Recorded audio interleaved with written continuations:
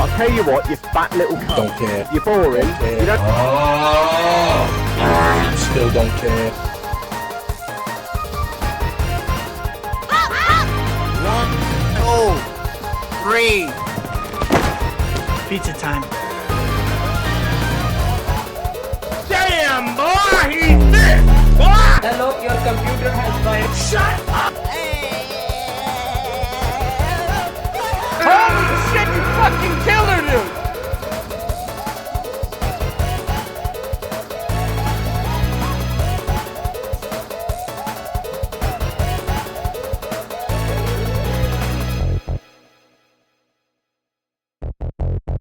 Hi. Before we get started, there is 3 aspects to this build, being my Citrine, my Tenet arca plasmor, and my Sentinel Dethcube. So do need to say that this build is not beginner friendly, as it does cost around about 16 former. Other than that, Citrine is up first, and I will be going ahead and explaining her abilities before I get into her mods. Starting off with her passive ability, it makes it so that she gives her teammates 5 health per second. When she picks up health orbs, it increases that up to a max of 25. The range of this passive ability is also affected by your affinity range, which is at base 50 meters. Now going into her first ability called Fractured Blast, you apply a debuff onto an enemy that applies slash and impact, and when you kill them, it has a chance of dropping health orbs and energy orbs. Upgrading your ability strength will increase the chance that health orbs and energy orbs will drop. Up to a second ability named Preserving Shell, you give you and your teammates up to a maximum of 90% damage reduction. This does go down over time, but when you get kills slash assists, it increases it back up by a percentage of your ability strength. Like her passive, this ability is also affected by affinity range. With her next ability named Prismatic Gem, this is her bread and butter. There is a lot of mechanics to this ability, but I'm just going to keep it simple and explain why I use this ability. The first aspect of this ability you need to understand is that when you are inside the range of the crystal and you shoot an enemy with weapon damage, the crystal will assist you and do all 4 basic elements. The only exception to the weapon damage rule is your first ability. Another way to use this ability is with your teammates, with your sentinels, and with warframes that have weapon damage abilities. That being, for example, Mace's 4th. For her 4th ability, we subsumed Roar onto it because it increases our damage as well as also our ability damage. So that means we're increasing our damage output for our first ability, our 3rd ability, our weapon damage, our Sentinel's weapon damage, as well as also any Tenno in our range. Now that that is explained, let's get into our mods.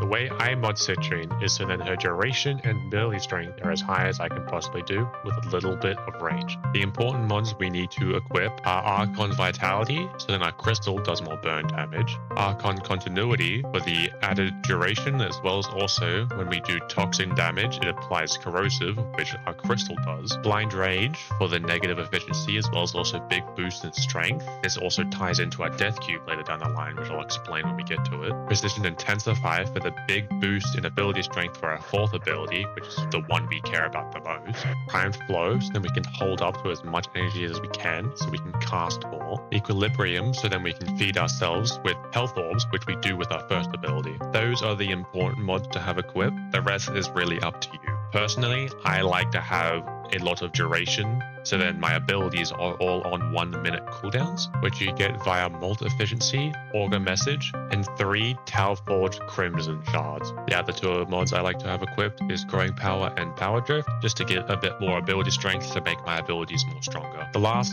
mod that I have equipped is more of a meme pick, but it's Archon Stretch. It gives us the 45% extra ability range, as well as also when we do electric damage, which we do with our crystal, it gives us energy per second. This is more of like a way to get some energy back in a pickle if you're not able to get that energy at the start. And for the last arcane, we have Molt Augment just for the extra 60% ability strength. Also for the last 2 Archon Shards, I just have some more ability strength just to boost it a little bit more. You could also have 2 green shards, so then you can armor strip with your crystal. Personally, I don't like this because most of the time I can one-shot the enemies before it armor strips, so I see it more of as a waste. But if you are struggling or use a different primary weapon, this could be a good pick for you.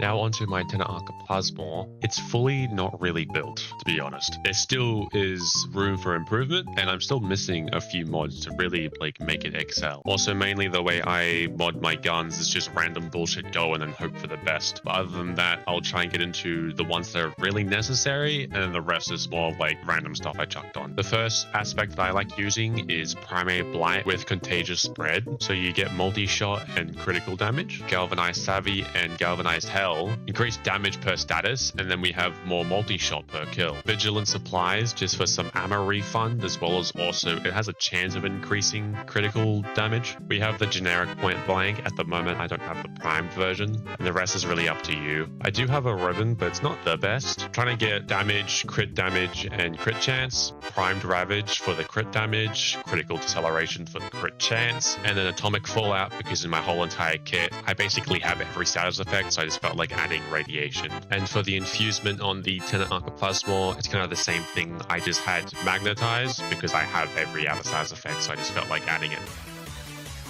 In this part, there is two segments that I do need to explain. Number one is that Companion 2.0 did come out as I was editing this video. It might change the way the build works. If it doesn't, the other part is that this part is really complicated. There is a lot of stuff that works together. So I'll try my best to explain it as best I can, as simple as I can.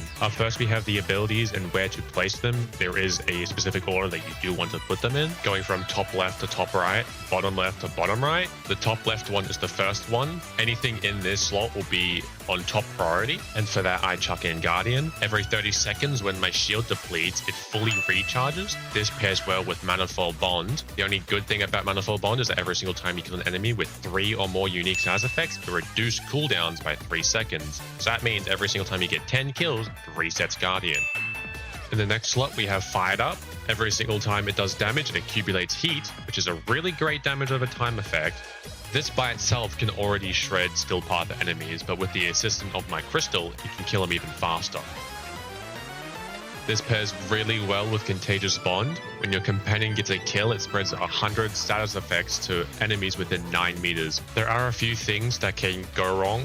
Since I have my crystal assisting me with damage, sometimes the crystal gets the killing blow, which then doesn't proc Contagious Bond.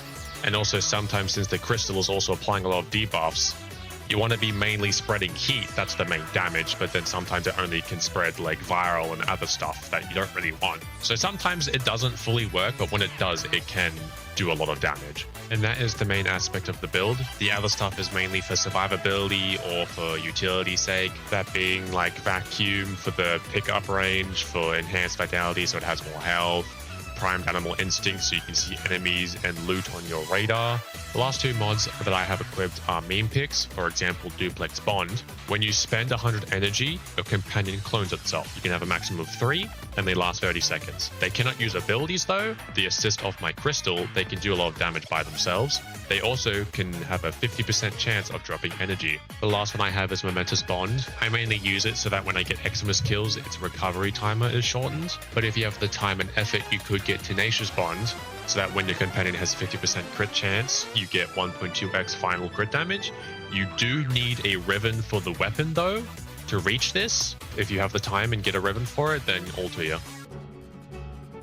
And the reason why you need a ribbon is because the weapon of choice we are using today is the Verglas Prime. It's not meant for crit damage or crit chance, it is meant for status spreading though. And to make it so our clones can do heat damage, we need to add Rhyme Rounds and Malignant Force for the cold and toxin procs, and then adding Hellfire for the fire procs. We also add Rifle Elementalist so that our statuses do more damage. We have the two same galvanized mods from before. The companion itself cannot proc these, you have to proc them on yourself, so then the companion can also get them. We have Serration for the extra damage of course, and then we have Vigilant Fervor. That doesn't sound right. I don't really know how to say that. We use it for the fire rate as well as also the extra crit damage for our primary. That's everything. That is my Citrine builds in a nutshell. This is my first time doing this type of video, so it's not the best, but I will be posting more in the future to try and hone my skills a little bit more. I might do Wisp next. If you have any suggestions or any ideas or anything I did wrong, just chuck it down in the comments. I'll give it a read. Other than that, thank you for watching, and that I hope you enjoyed the build.